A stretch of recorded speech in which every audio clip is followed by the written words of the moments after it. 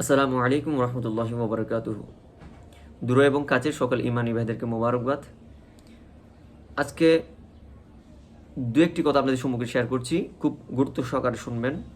যারা আমরা মাহফিল ইন্তজাম করে থাকি, মাহফিল আয়োজন করে যাচ্ছি অনেক কষ্টের বিনিময়ে, অনেক ত্যাগের বিনিময়ে, সেই মাহফিলের সার্থকতা যেন অর্জন হয়, সেই দিকটা আমরা আরও নিবিড়ভাবে পর্যবেক্ষণ করা প্রয়োজন।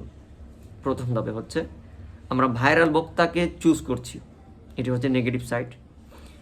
ভাইরাল বক্তাকে চুজ করে যত টাকা হোক সেক্ষেত্রে খরচ করছি, প্লাস মানুষ হবে কিনা এমন বক্তাকে দাওয়াত দিতে হবে, মানুষের কাছে পরিচিত কিনা সবচেয়ে এটা দাওয়াত দিতে হবে।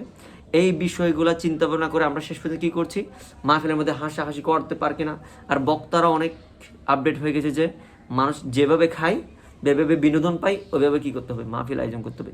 খুব কম সংখ্যক আলেম রয়েছে মাঠে ময়দানে যাদের কাছ থেকে মানুষ কি করতে পারবে, কিছু শিখতে পারবে।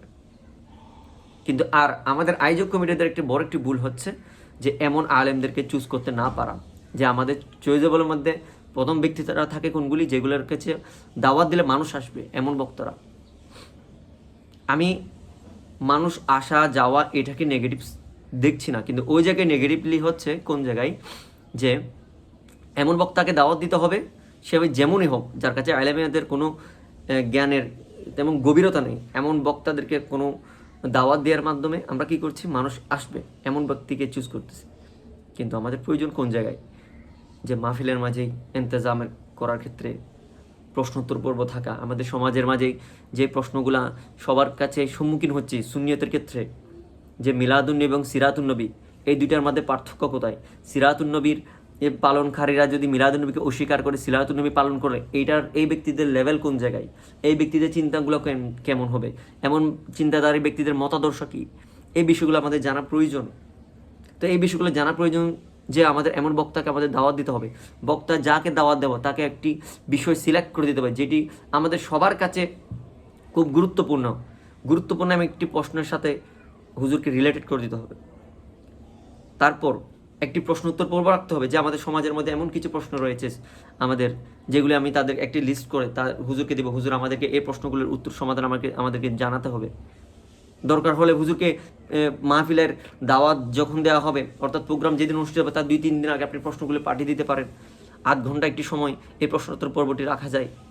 এই ধরনের প্রোগ্রাম যদি না করা হয় তাহলে সেই প্রোগ্রামের সার্থকতা আমরা খুঁজে পাবেন না। দিন শেষে ইয়া নবী সালাম আলাইকা, ইয়া হাবিব সালাম আলাইকা বলে ঠিক আমাদের মনের মাঝে, আম জনতার মাঝে ছড়িয়ে গেছে যে ইয়া নবী সালাম আলাইকা যখন বলা হবে তখন তাবরুক দেওয়া হবে, আমরা সবাই যাবো ঠিক সেই সময়ে।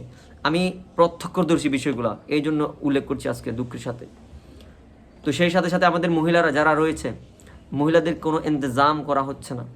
মহিলারা ঘরের মাঝে কি কি দেখছে সর্বোচ্চ, তারা ইউটিউবের মাঝে তাদের কোনো মাসাইল বিষয় জানতে চায়, ইউটিউবের মাঝে সার্চ করছে।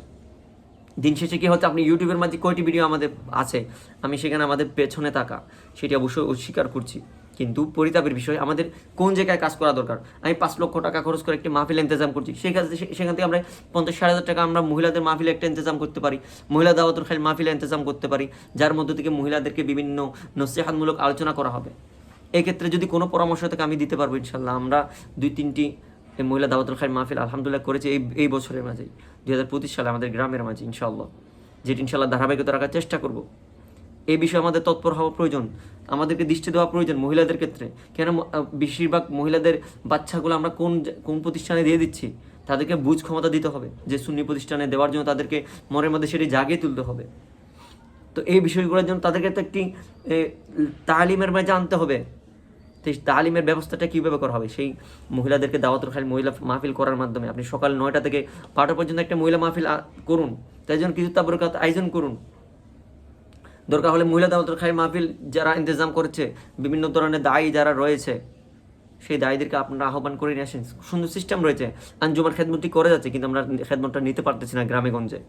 তাই চতুর্দিকে যে দূর প্রান্তে যেই সকল ভাইরা আছেন, আপনারা যারা মাহফিল ইন্তজাম করছেন, আপনার টপিকস ধরে বক্তাকে এই টপিক্সের উপর আলোচনা করতে হবে, এমন টপিক্স ভিত্তিক যারা আলোচনা করছে তাদেরকে দাওয়াত দিবেন। মানুষ জমায়েত হচ্ছে কতটুকু, এই বক্তাকে দাওয়াত দিলে মানুষ ভাইরাল হবে, এই আলোচনা ভাইরাল হবে, এমন হাসাহাসি ঠাট্টা বিদ্রুপ করবে, এমন মাহফিল জমাইতে পারবে, এমন বক্তাদের থেকে আল্লাহর ওয়াস্তে দূরে থাকুন। লক্ষ লক্ষ টাকা খরচ করে মাহফিলগুলো ইন্তজাম করা হচ্ছে, যার কোনো যদি সার্থকতা না থাকে, দিনের খেদমত যদি না হয়ে থাকে, তাহলে সেই মাহফিলের কোনো সার্থকতা থাকবে না, বিফলে যাবে। যার কারণে সুন্নিয়তের পিছনে থাকা আমাদের সেই দায়ভার আমাদের উপরে থাকবে। তাই আমি পরিশেষে বলবো, প্রথম ধাপে আপনার টপিক্স ওয়াই ভিত্তিক আলোচনা করার জন্য হুজুরকে দাওয়াত দিবেন, এবং ওই টপিক্সের উপরে মফহুম যা রয়েছে, জ্ঞানের গভীরতা যার রয়েছে, এমন বক্তাদেরকে আপনারা চয়েস করবেন, ভাইরাল চিন্তা না করে টপিক্সের উপর যার গভীরতা রয়েছে সেই টপিক্স ওয়াই আপনি আলোচককে দাওয়াত দিবেন। আর দ্বিতীয়ত হচ্ছে আপনার মহিলাদের দাওয়াতুল খাল মাহফিলের দিকে একটু দৃষ্টি দিবেন, কেননা এরা সর্বোচ্চ সম্মুখীন হতে পারে ইউটিউবের কাছে, কিন্তু ইউটিউবে আমাদের ভিডিওগুলো নেই, আমাদের আলোচনা ভিত্তিক ইউটিউবের মাঝে ধারাপান্তেও নেই। তাই মহিলা দাওয়াতুল খাইর মাহফিল করা খুব ইম্পর্টেন্ট আমাদের জন্য। তাই গ্রামে গঞ্জে যারা আছেন, মাহফিল ইন্তজাম যারা করে যাচ্ছেন, আপনাদের প্রতি বিনীতভাবে অনুরোধ জানাবো, বিষয়ভিত্তিক মাহফিলে আয়োজন করে, প্রশ্নোত্তর পূর্বে মাহফিল আয়োজন করে, মহিলা দাওয়াতুল খাইর মাহফিল আয়োজন করে সুন্নিয়তের খেদমতে বেগবান হওয়ার জন্য এবং ইউনিক কাজ করার জন্য আল্লাহ সুবহানাহু ওয়া তাআলা আমাদের সবাইকে তৌফিক দান করুক। আমিন। আসসালামু আলাইকুম।